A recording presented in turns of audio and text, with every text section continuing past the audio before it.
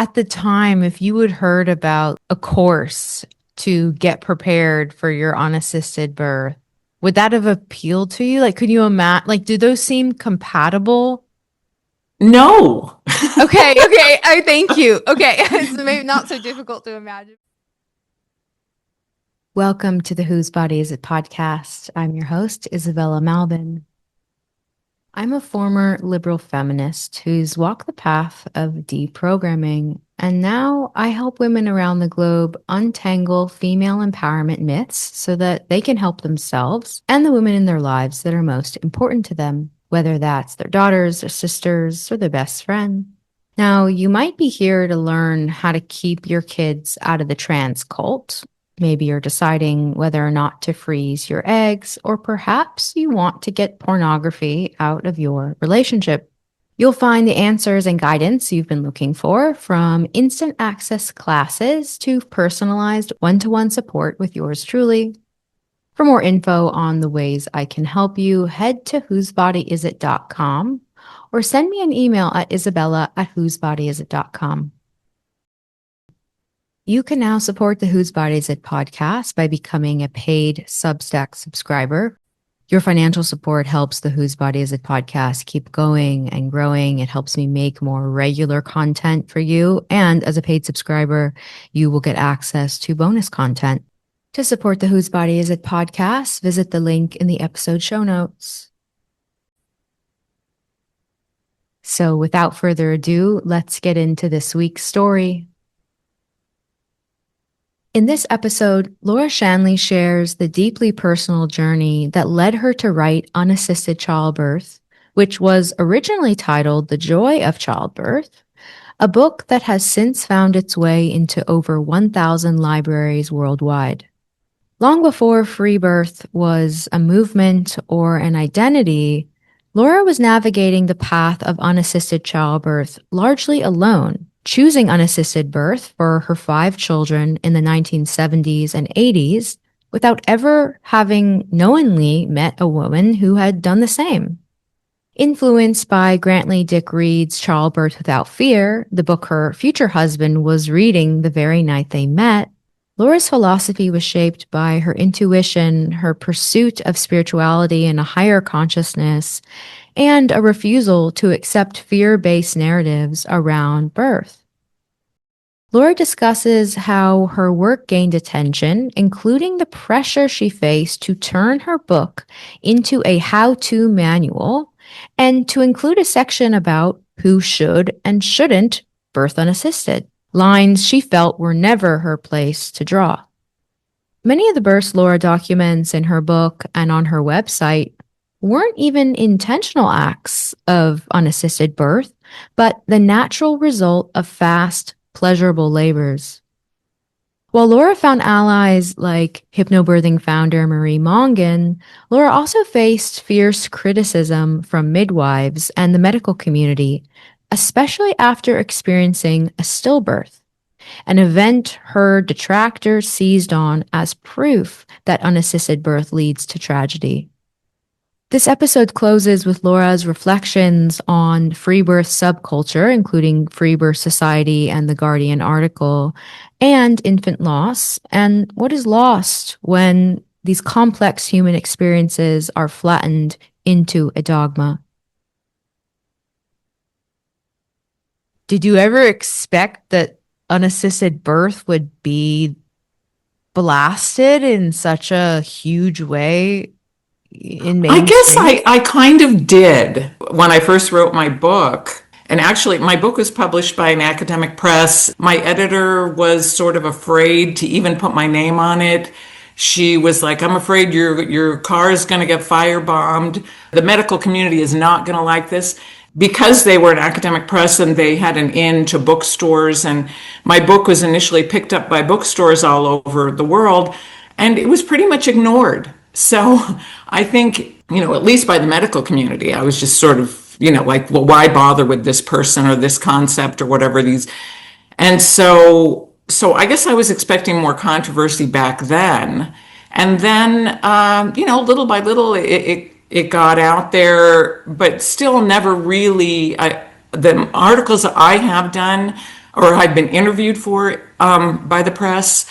I mean, they've always actually been kind of nice. I haven't really been blasted, but now, of course, I mean, every day there's something, and so I think when what's a new idea to me, it's not exactly new, but it's often met with resistance, and first maybe it's ignored, and I think they go through different stages. Then it's attacked, and so now what's going on, I feel like it's bringing up a lot of fears for people, and I understand it, and I try not to demonize anybody. I mean, I feel like and we'll get into this about what's going on in hospitals, but I also sympathize with doctors who sometimes they make mistakes and sometimes babies die, and OBGYNs are one of the most sued specialties, and certainly midwives are going to jail, and midwives are blamed, and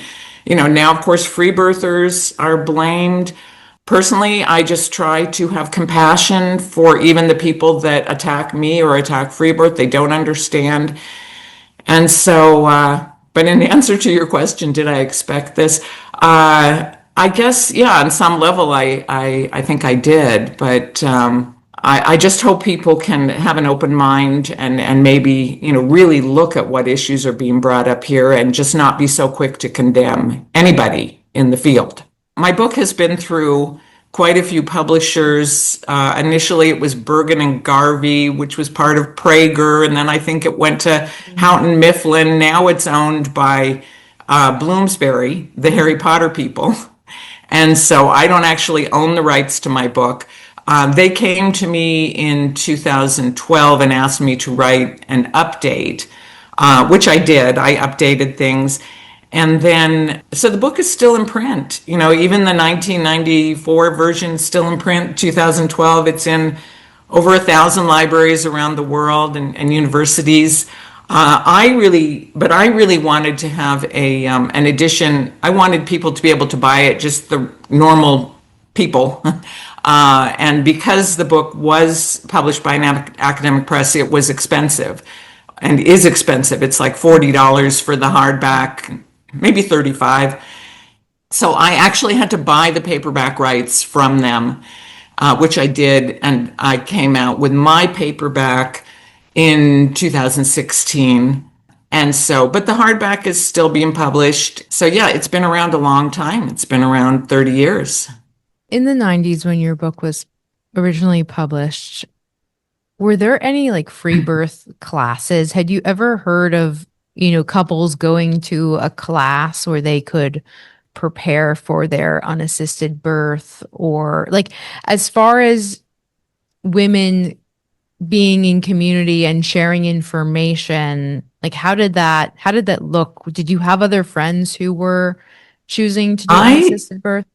I did not. When I originally wrote my book, I had never heard the term unassisted childbirth. I had discovered really the power of thoughts and feelings, and I had discovered Grantley Dick Reed, who wrote Childbirth Without Fear.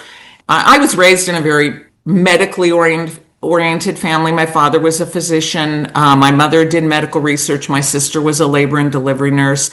So I really was taught to use my rational, critical mind, not so much my intuitive, artistic mind, maybe as much as my rational, critical mind. And so when I came across Grantley Dick Reed, and he explained how childbirth is not meant to be the most horrendous thing a woman ever goes through, and because we've been taught that it is, then most women trigger fight flight, which shuts off the flow of birth hormones and turns on stress hormones, and basically babies start, they can get stuck and women can be in tremendous pain.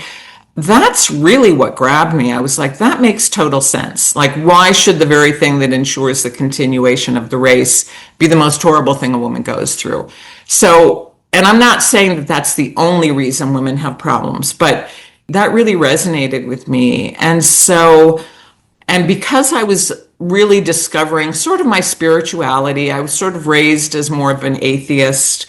My family was Jewish, but we didn't really belong to a synagogue, and I'd say my parents were atheists. So around the same time I discovered Grantley Dick Reed, I was sort of starting to believe that there's something bigger going on here. There is a mind behind all this. There is thought, there is planning. We're not just a mass of chemicals. And so it just made sense to me that if I can kind of just move out of the way and let my body work, then I believe it can work. And I believe in visualization and affirmations and prayer and all that. I think we have, things we can tap into within ourselves for inner guidance. I did not know anybody that had done it this way. And actually, what my original intention was, and what my original book was I had named it, for lack of a better term, The Joy of Childbirth. I had come across a catalog from Bergen and Garvey. They had published a book by Michelle Odant, who was a French obstetrician, and they had published at least one midwifery book that really seemed to me to be leaning in this direction. And I wrote to them and I said, I had my babies this way, and I'm writing this book, which I actually wasn't. I didn't have anything on paper, but I felt like I had it in my head. And they wrote back, yes, we'd be very interested. Send us as much completed material as possible. But the point of my book was you can have a better birth by overcoming fear, trusting your body, listening to your body, using both your rational, critical mind and your intuitive, creative, artistic mind. And by the way, I felt like I didn't need anybody there. Okay, so the idea of unassisted childbirth, that was not really what I was not saying. All you got to do is get everybody out of the way. Don't have a medical person there and everything will be fine. For me, it was more a book about tapping into our own inner knowledge and power and using that in combination with our rational, critical mind. So when I sent them my book, they liked it. They said, we want to publish it. They hardly touched it. I mean, they really left it alone. They let me express what I wanted to express. And they titled it Unassisted Childbirth. So that was a term that I was not familiar with. And they said that's what they wanted me to focus on. They wanted me to find stories from other women who had given birth without medical assistance. So somehow I remember finding Marilyn Moran. She had written about unassisted birth in the 1980s, and she had a newsletter for years where she published stories from people who had had unassisted births. Now, her approach was a little bit different than mine in that she felt like the husband put the baby in there, he planted the seed and he should be the one to catch the baby. So it was she had, this is what should happen. And she actually didn't exactly embrace me because I was like, okay, if the dad wants to catch the baby, and I think it's great to get dads involved who want to be involved, but I personally caught several of my babies.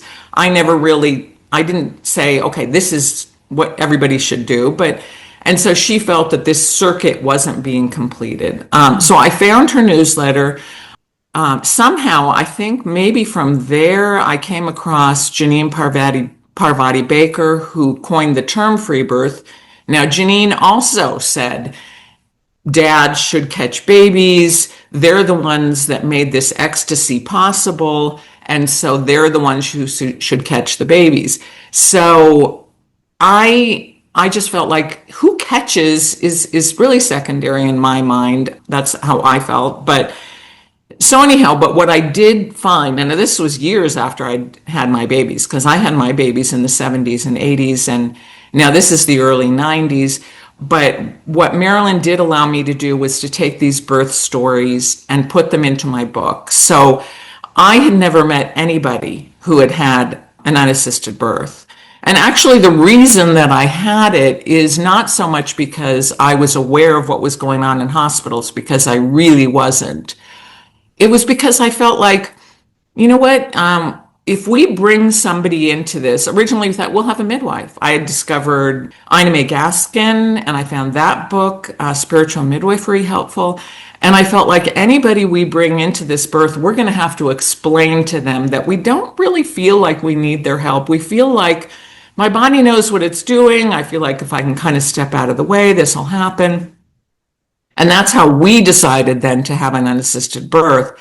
So that's how, it was in the early 90s then, long after I was done having babies, that I actually started meeting people who had also had unassisted births. And we were in alignment on some things, on certainly on trusting that there is some larger consciousness that, and then I began, as I started researching my book, then I began looking at what was going on in hospitals, and I was almost like, oh my God, I can't believe this. I can't believe this is happening, that women are being interfered with in this way. And so if you look at my book, it's not like I'm really attacking the medical community. I don't really even say much about midwives. It's more, my book is really more of how the mind affects the body, how you can work with yourself to overcome your fears. And then when I started doing the research into what was going on in hospitals, then I did put a chapter in there about, this is unnecessary and in some cases dangerous. Wow, thank you for that backstory. I mean, I think a lot of conversations that I'm involved in right now have been about, like how does a woman decide if free birth is right for her in the current like influence that we're living, where we have literal free birth influencers. A lot of women have been brutalized by the medical system. Now there's this whole expose going on with Free Birth Society, and women are like, well, how, in the episode with Mary Lou Singleton, she talked about that inner knowing that women are called to this. So I think it's like actually so brilliant that you had never met someone who did an unassisted birth, and you also had no idea that women were being, like, you didn't have firsthand experience of the technocratic model of birth. Right. Wow. Right. I knew, I had heard from my mother when I was growing up. She told me about the episiotomy. For some reason, like that was what, I just remember being very young and hearing when the baby comes out, then the doctor makes a cut. And then the baby, and I was like, oh my God, I'm never having children. Right. It sounded horrible to me. Right. And then, and it wasn't really until I came across Grantley Dickreed that, and my husband, I had met my husband, David Shanley. I'd met him, I was 18. I was a freshman in college.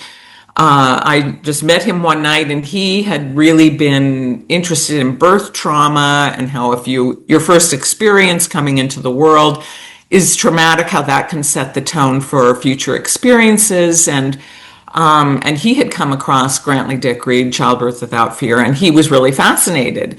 So the night that I met him, he was talking. He's like, I'm reading this now, wow. I think for the second time, and he explained this to me, and it's like, wow, I never really thought about it. And I read the book, and I remember feeling maternal feelings surface in me for the first time. I think I had always been so terrified of birth. And then when I realized, hey, it really doesn't have to be this way. Grantley Dickreed said it can give a woman a feeling of exaltation. And that just something kind of grabbed me. And so that's when I really sort of began to explore it more. And then my college roommate told me that her mother had had an orgasm while she was giving birth to her. I'd never heard of that before. And then I came across Ina May Gaskin and read all the birth stories in there. And Ina May Gaskin it was just such a different approach. And it was so refreshing and so appealing to me. And it just grabbed me. At the time, and this is like kind of an impossible question, but at the time, if you had heard about like a course to get prepared for your unassisted birth, would that have appealed to you? Like, could you imagine, like, do those seem compatible? No. Okay. I thank you. Okay. It's maybe not so difficult to imagine, but I'm like trying to time travel, like, with you. Yeah, okay, to be fair, I should say I had some medical trauma growing up. I went to a pediatrician that insisted on doing anal exams. There was nothing wrong with me. And I just remember like he would do these exams and press on my belly. He'd have one hand inside me, the other hand on my belly. It was so, like, even to this day, occasionally I have nightmares about it.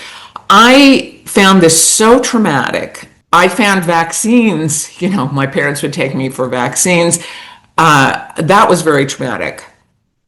So I was, and also I think having a father who was a doctor, growing up around in the medical community, there was an arrogance, and my dad was wonderful. My dad was great, but I did notice there was something going on with him and his friends. There was some attitude that just struck me as these people saw themselves as authorities, and that people who didn't have medical degrees knew nothing.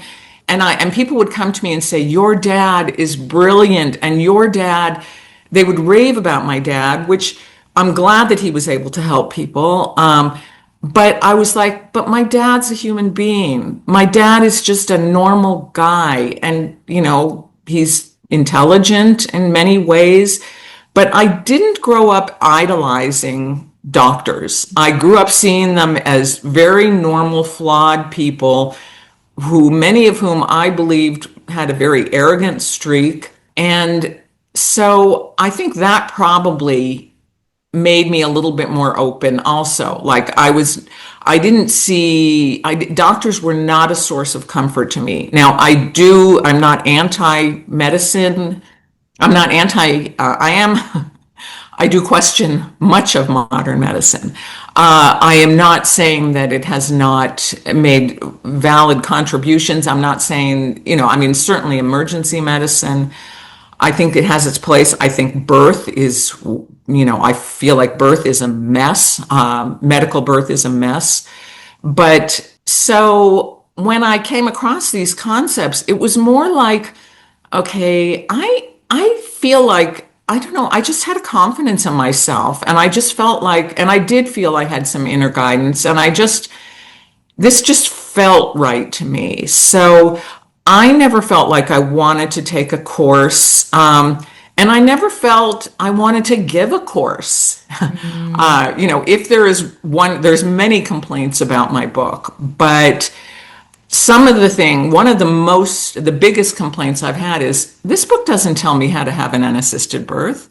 This is not a step-by-step guide. This is some sort of a psychological treatise or something, but it's not a how-to. It's more, this is my research. These are my experiences. Here's some other women who have similar feelings. Here's some research, some studies that have been done that will back up what I'm saying about some of the dangerous and unnecessary things that are done in hospitals. I did not have any interest in getting into not only not how to deal with a complication, but even how to define what a complication was. My first baby was face first coming out. My second baby was feet first. My third baby was posterior. Then I lost a baby with a congenital heart defect, and I had a baby that had the cord wrapped around her neck. So those were all things that some people would have said, oh, those are complications. Those, especially I remember with my feet first baby, I knew two other people. I lived in Boulder, Colorado, and I knew two people who had footling breaches. Well, I knew maybe one I came across later. One was in a wheelchair because when the doctor saw him coming out feet first, he pushed the baby back into the womb and broke his neck, and this person was in a wheelchair. Later, I would come across someone who had a midwife-assisted birth with the baby coming out feet first, and the woman had said to the midwife, pull, and the midwife said, no, I don't want to pull. In my case, when my baby was coming out feet first, there was a voice within me that said, give a little push-pull, which is what I did.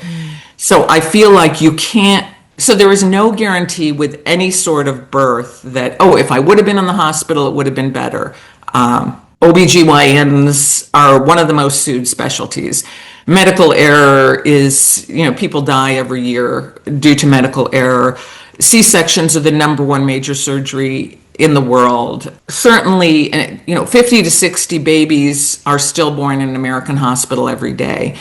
So I feel like, and not to say then no babies should ever be born in hospitals. But in answer to your question, because here I have rambled on, no, I did not think about taking a class, and I did not think about giving a class. So I do have a different approach. I never was interested, and I never felt qualified to tell a woman, you should have an unassisted birth, you shouldn't have an unassisted birth. I remember I asked Suzanne Arms to endorse my book, and she said, I'll do it under two conditions: that you lower the price, which I had no control of, and that you have a chapter on there about who shouldn't have an unassisted birth. And I just felt like this is not my place to say. And just like I don't feel that anybody should tell a woman, oh, you know what, you should never have an unassisted birth.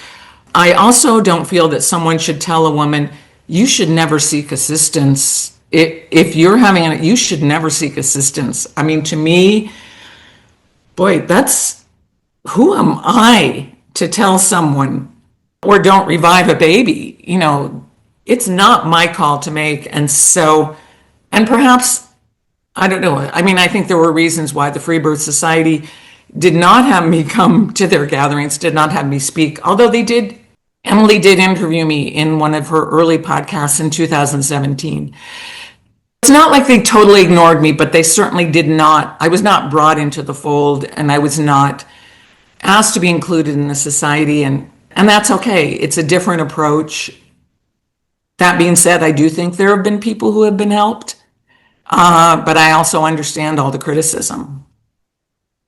Yeah, I think that the biggest thing that I've noticed, or that I believe, with like losses related to that are being related back to Free Birth Society, is a dogma related issue, right? It's actually not, and this is what makes me so upset, because it's a flattening of free birth, right? It's a flattening of unassisted childbirth. The average person will see that, and we'll read the Guardian article and say, okay, well, I know these women have been brutalized by the medical system, but they went to this extreme.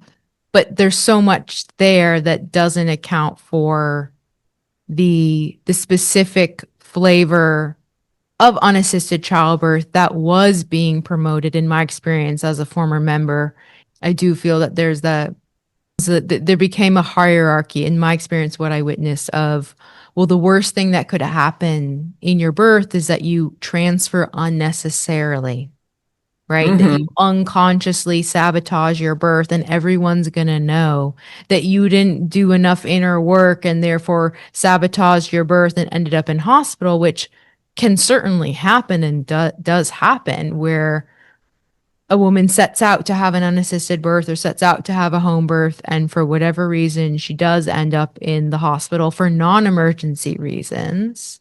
Right. And I would love to get into the topic of loss and contending with loss when planning a free birth. But the loss is, I think, the value to the Guardian article, which I've talked about in other episodes, that I see is exposing the particular kind of loss that was associated with women who had been a part of the Free Birth Society, which is not the same kind of loss that would be criticized, or I think even made mainstream in these like more self-governed, unassisted birth groups, because those groups just stayed more insular. There wasn't a kind of broadcast on the kind of scale.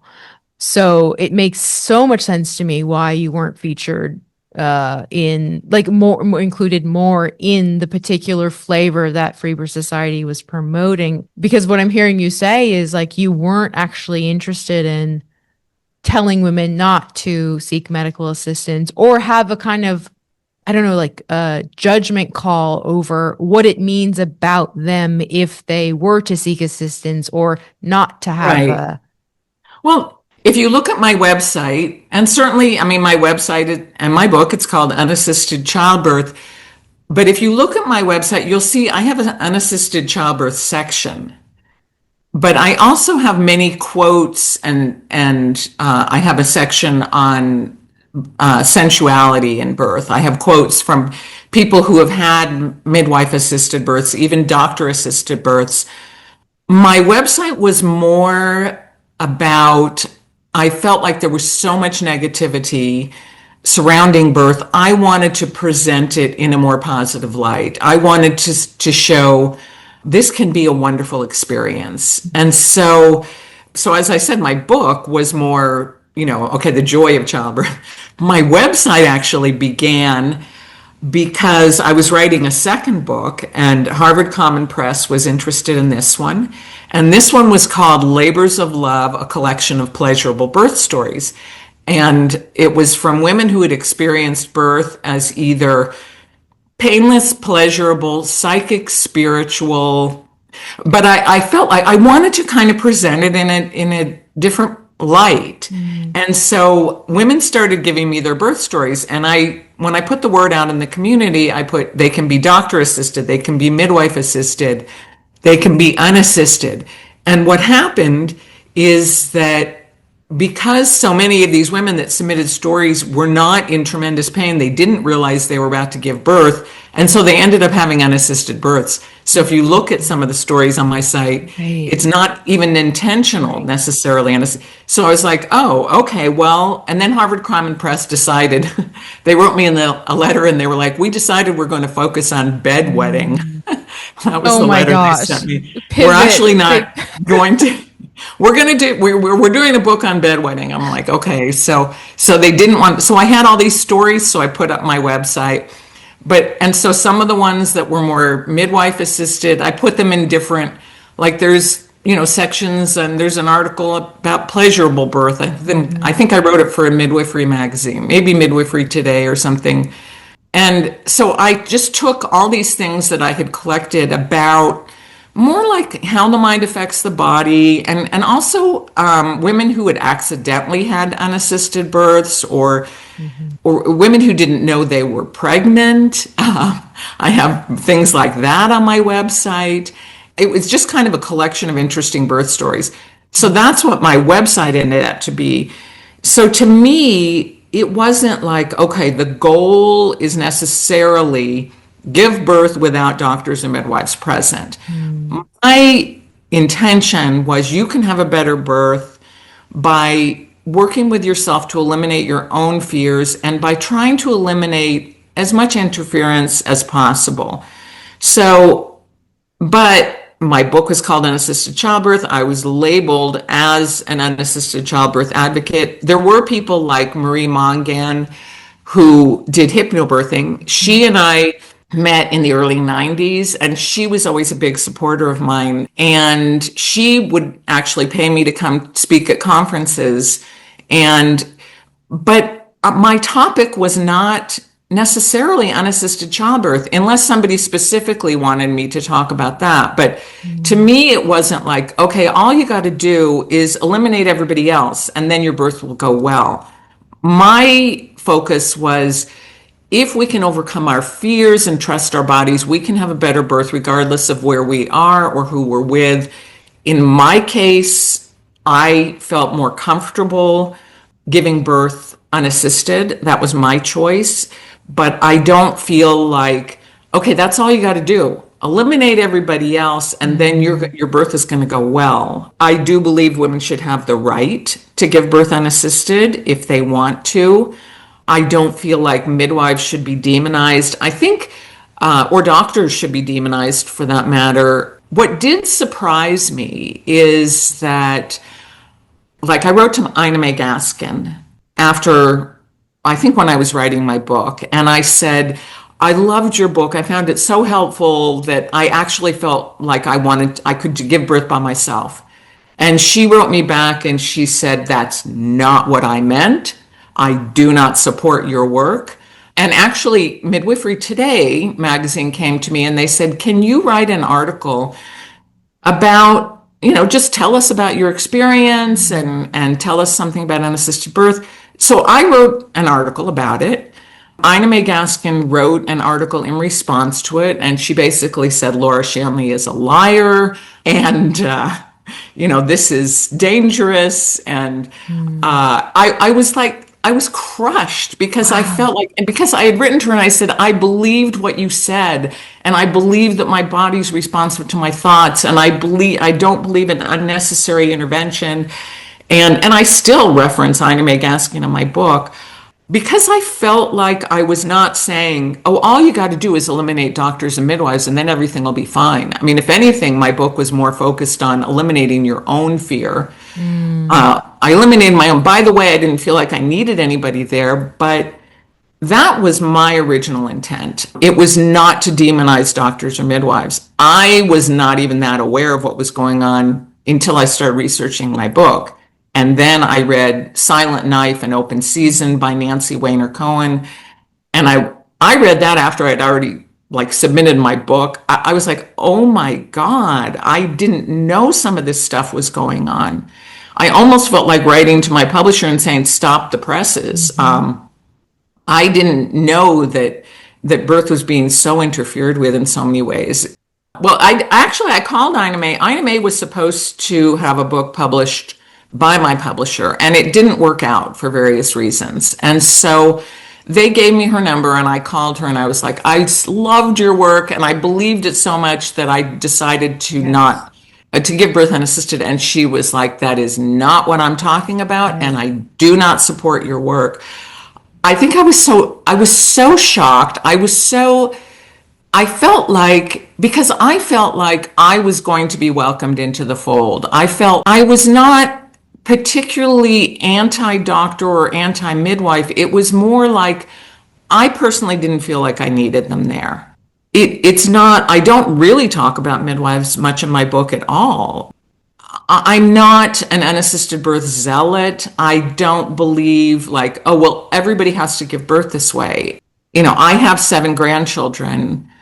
None of them were born unassisted. 2 of them were born at home, 2 were born in birth centers in a hospital, and 3 were hospital births. And if you ask my children, did I ever say, oh, you've got to do this, you have to? No, this was my choice. This is what I felt led to do. This was such a life-changing experience for me, and so I wanted to write about it. Okay, going back to the response from Ina May, what did you say in response? Well, I'm doing it anyway, or So when I approached Ina May, I guess I just was so shocked. I didn't realize that I knew the medical community was not going to really embrace me. But I was shocked at how the midwifery community, in many ways, did not support me, because I wasn't necessarily saying, oh, never have a midwife, or, Mhm. it was just more like, oh, I didn't feel that I needed one. I mean, but I think this was just my path, and this is what I felt led to do. Right. And who am I to say to, people write to me like, do you think I should do this? Do you think I'm like, it's not my place to tell somebody who should or shouldn't have an unassisted birth. I mean, it was more my story, what led me to give birth this way. And then my publisher asked me to find stories of other women who had given birth unassisted. They titled my book Unassisted Childbirth. And so I ran with it. Right. My whole message is you can have a better birth by eliminating as much outside interference as possible, or as you feel comfortable with, and by working with your own fears so that you don't get in your own way.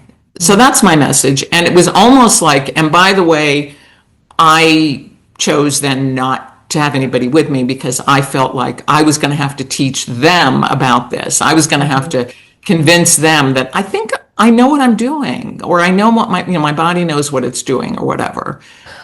How did you contend with the potential of loss? Was that a conversation that you had with your husband around before your first baby?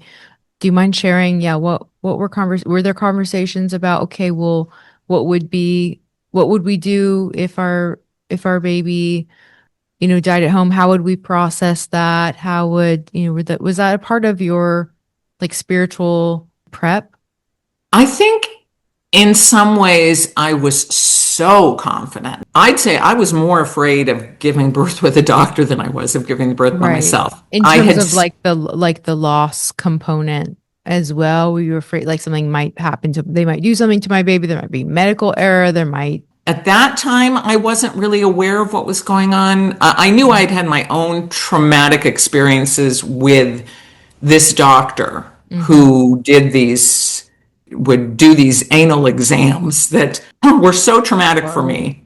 In some ways, perhaps I was overly confident, but I felt like I felt like this was the way for me to go. Right. You know, Right. You weren't thinking, okay, well, how would we contend with the possibility of, hemorrhage or not being able to resuscitate the baby? Like you weren't thinking, it sounds like those thoughts were not at the forefront of your own, because you're like, I have inner help, I have inner guidance, right. I'm confident. Whatever I was feeling was stronger than my fear. Mm-hmm.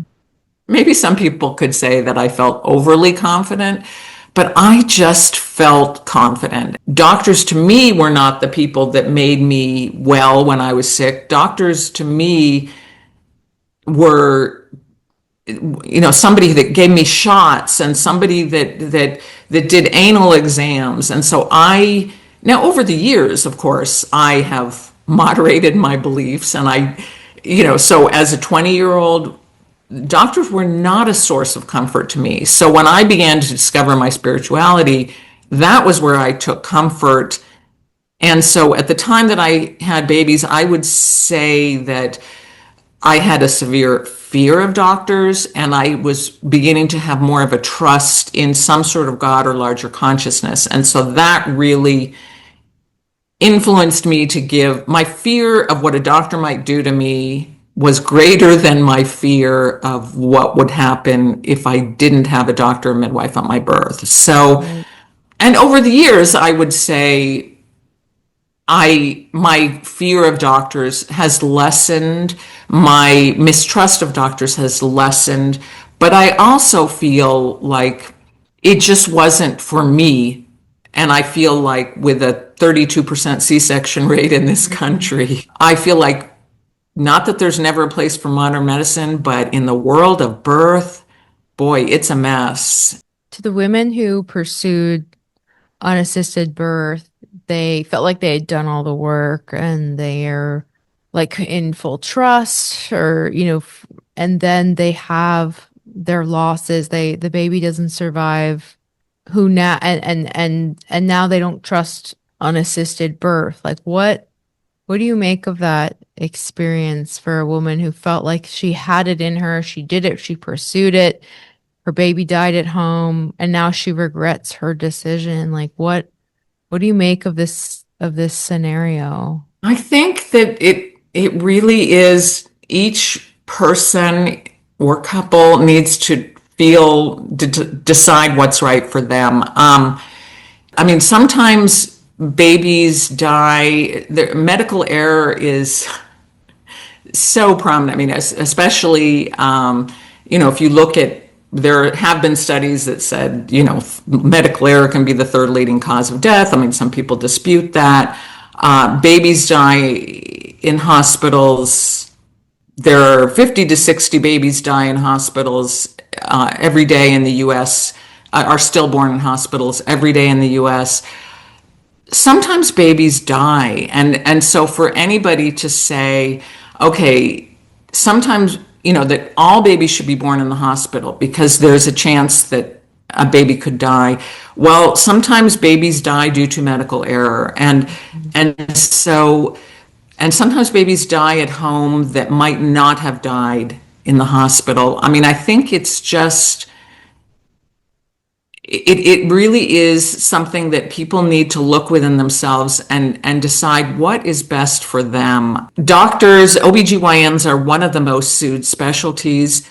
Should these OBGYNs should people be suing them? Are they always at fault? No. Are women who give birth at home and the baby dies, is it always because the baby was born at home? No. sometimes babies are going to die. And I think it would be arrogant of me to say, and look at those 50 to 60 babies every day. If they would have been born at home, they wouldn't have died. I think that would be very arrogant of me. But I also think it's arrogant of doctors to say that sometimes babies die at home, and if that woman would have been in the hospital, that baby wouldn't have died. No, sometimes babies die. And so I think each woman needs to decide for herself what is right for her. But the fact is, medical errors are made. I mean, I've certainly heard from people over the years who have said, I feel if my baby would have been born at home, they would have survived. And I just think that each person needs to decide for themselves, like, where do I feel comfortable giving birth? What makes the most sense for me? And there is no one way of birth that is going to ensure that a baby never dies. No, modern medicine is not saving all babies. I remember my father's sister had a baby also with a congenital heart defect, which my baby had. Her baby, maybe a few years before me, her baby died in the hospital. So I never want to present unassisted birth as like, okay, this is the best way for your baby to be born. This was the right choice for me. And now, there certainly free birth is getting a lot of bad press. When they talk about 48 babies or something connected with the Free Birth Society, have died. Well, 48 babies a day in the U.S. are stillborn, more than that. So but there's this perception that if you gave birth in the hospital, you did everything you could. And if you gave birth at home, you didn't do everything you could. And I just think that's not true. No, I think it's so fascinating what you said about the unassisted. A lot of the unassisted birth stories are women who were so comfortable and in so little pain that they didn't realize that they were in labor at all. And then those, even though those weren't planned unassisted, those are unassisted birth stories. I think that's a really important point, that we have this like choice world that we're in now, where it's like, I am choosing this and I'm going to prepare with this. But some of the unassisted birth stories that are now classified as unassisted birth were really just quick, precipitous. Right. And that's what I was starting to tell you about, my second book, Labors of Love, a collection of pleasurable birth stories that Harvard Common Press decided they didn't want. Well, that became my website, because I was like, okay, well, now I've collected all these stories from women who did experience birth as either painless, pleasurable, psychic, spiritual, or sexual. That was the thing. I just was interested in telling their stories. Because I think it's so many people just are like, birth equals pain and trauma. That's just the way it is. So that was going to be my second book, that, okay, well, there are women who are really experiencing birth differently. And what can we learn? And what does this tell us? And so if you look on my website, you'll see I have an unassisted childbirth section. I have a section on sensual birth. I have, just inspiring stories or interest, laughter in labor, women who've kind of laughed babies out. It's not all unassisted, and I've never been one to say, then I did it this way and everybody needs to do it this way. I do believe that as we learn to trust more in our bodies and as we overcome our fear of birth, I do feel like home birth will become more prevalent. I think there's so many myths surrounding birth right now, and women are so terrified, and doctors are terrified, and doctors are afraid of being sued, and so they're doing things in the hospital that are not necessarily in keeping with a safe birth because they're afraid of getting sued, which I understand.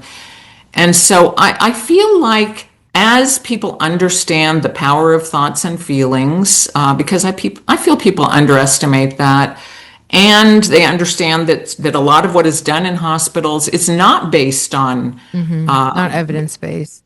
Right, it's not evidence-based. And so I do think that more people are going to choose home birth or unassisted birth because it's just, as you know, to tell a woman your body is flawed, there is no God or larger consciousness, we're just a bunch of chemicals that accidentally came together, nature or God doesn't care whether your baby survives. This never sat right with me. So I feel like as these ideas become more commonplace, I do feel like more babies are going to be born at home. I don't hold up unassisted childbirth. All you got to do is get everybody else out of the way, and then your baby will be fine. I don't think that's true. And I think sometimes babies die. I feel like sometimes they never develop properly. When I lost my baby, certainly people who were looking to dismiss my work, I handed it to them on a silver platter. I didn't try to hide the fact that I had lost a baby. I was never investigated. I was never condemned by the medical community. I was always treated very well by the medical community. I actually had to, because when we realized that my baby basically had died, and we called an ambulance and they tried to revive the baby and they couldn't. I had to no one contacted me. No one said, we called, we said, this is what happened.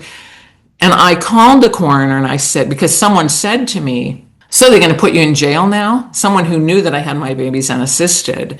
When this person said to me, who had never approved of my work, and they said, so are they going to put you in jail now? And I called the coroner and I said, do you feel I'm responsible for my baby's death? I had to go out of my way because, and police did come when I called and I said, I had a baby at home and he's not breathing. Police did come. And basically what the coroner told me is your baby had a congenital heart defect, influenza, pneumonia, and sepsis. Your baby would not have survived regardless of where he would have been born. Wow. So I was not blamed by the medical community. But when I chose to put that story in my book and on my website, that was like, I remember somebody telling me, oh, I told my midwife about your book, and she said, Laura Shanley's baby died? Like, the end. Wow. Like, Laura Shanley had a baby that died, and therefore she has nothing valid to say. Certainly, to me, it would be very arrogant of me to say, if you give birth unassisted, you're never going to have a baby that dies. Like, sometimes babies die. I feel I am thankful that the coroner was very kind to me. The medical community was very kind to me. They did not feel that I was responsible for my baby's death, but because I put it on my website and I put it on my book that I lost a baby, then that is like, oh, Laura Shanley lost a baby. Well, baby died in unassisted birth, and proof this is dangerous. Well, babies die every day in the hospital. Who says, who is going to say, well, therefore, there are people that will say that the doctor is always responsible or the hospital or something. Yeah.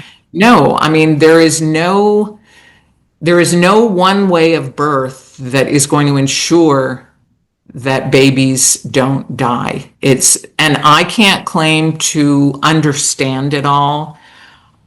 I think each woman needs to decide for herself. What I object to is I object to women being told your body, you're basically kind of stupid and you need somebody in a position of authority to tell you what to do. And there is no such thing as inner guidance. There is no larger consciousness or God. Birth has been poorly designed and only the medical community can make it right. I believe we have the right to question that. And so, there are people that will say that the solution, there are people that are saying the solution is C-sections for every baby. There are people that say that. Right. Like, oh, well, birth is poorly designed. To me, I kind of put it down to three primary factors, and that's extreme poverty. Certainly women around the world who live in third world countries, women who don't have clean water and proper housing and enough to eat, who live in war-torn countries, who have been raped. That's one big reason why sometimes babies die. There is unnecessary medical intervention when a birth is greatly interfered with every step of the way, which is something I only discovered at 12 years after I had my babies and I started reading about what was going on in hospitals. And the third reason is primary reason. And I'm not saying I don't say nature is perfect, but is that I feel like fear and shame and guilt, our emotions affect our bodies. And so that's always kind of been my focus, is how do we not get in our own way? So let's at least try not to get in our own way. Mm-hmm. And that was the right choice for me. I feel like what's happening now, oh my God, every day there's something now in what's going on with the Free Birth Society. They, certainly the Guardian, they're definitely, I think that article, the fact is, oh God, I cannot say, I do not say everybody should have an unassisted birth, and I will not say nobody should have an unassisted birth. I think, but I do give women credit for being smarter than they may realize, and I do question the intelligence of some medical people that feel like hospital birth is always the best choice for every woman. Thank you so much for everything that you shared and sharing your loss with us. I think it's what everyone is wanting to know and get to the bottom of, this question of infant mortality, maternal mortality. How can we avoid it? Who is responsible? Where can we get justice? Who needs to be held accountable, and for what reasons should they be held accountable? And I think my wheels are turning, and I know it's going to resonate with my listeners. So thank you so much for your openness and your willingness to go there with me on these topics. Yeah, thank you for having me. It's obviously it's still something I'm very passionate about. I'm, truly sorry that like now it's getting so much negative publicity, and I would hate to see sort of the baby thrown out with the bathwater. I think, yeah. And I think, and I feel for Emily, who lost a baby. I certainly feel for her. I feel for anybody that has lost a baby, whether in a home birth or in a hospital birth. The media doesn't approach me much anymore at all. I don't really promote it, I guess. My book is out there. Right, right. You're not out there. I feel like, right. Yeah. You haven't commodified. You've written a book. You've written books, but the I wouldn't say you've commodified free birth by any leap of, by any stretch. So I think it's, I would encourage women, do your research, do what feels right for you. I am not that familiar with the Free Birth Society, so as I said, I was interviewed by them. They didn't choose to have me speak at their gatherings, and so it's disturbing to read that, I don't think anyone should ever say to anyone, don't resuscitate a baby. Right. I feel like, oh God, take advantage of medical, of modern medicine when appropriate. It's just that so much of the time it's not appropriate. But so I just think it's a decision that each woman needs to make, or each couple needs to make for themselves.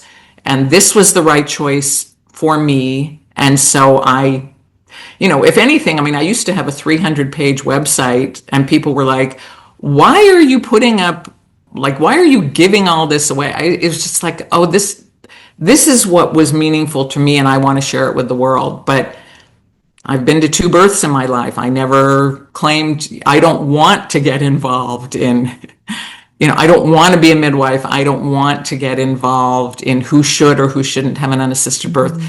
I feel like everybody has a right to share their story. And so I do feel like this is a valid choice for some women, and women can that our bodies can be trusted, but we also have to, if something doesn't feel right to us, then who am I to say, oh, never seek help? Right. Who am I to make that Right. decision for anyone else? Right. And I don't when women come to me, should I have an unassisted birth? It's like, not my decision to make. This is what was right for me. If this conversation sparks something in you, imagine the ripple effect it could have when you pass it on. So share this episode with a sister, a daughter, or a best friend who's ready to hear women's stories of changing their minds and their lives. And when you share on social media, make sure to follow and tag me at Whose Body Is It? I really love seeing how these conversations land with you. And if you haven't already, take a moment to leave a rating and review on Spotify or Apple Podcasts. Every single rating and review helps the Whose Body Is It podcast keep going and growing and reach more women who are ready to reclaim their lives and support the women they love. So until next time,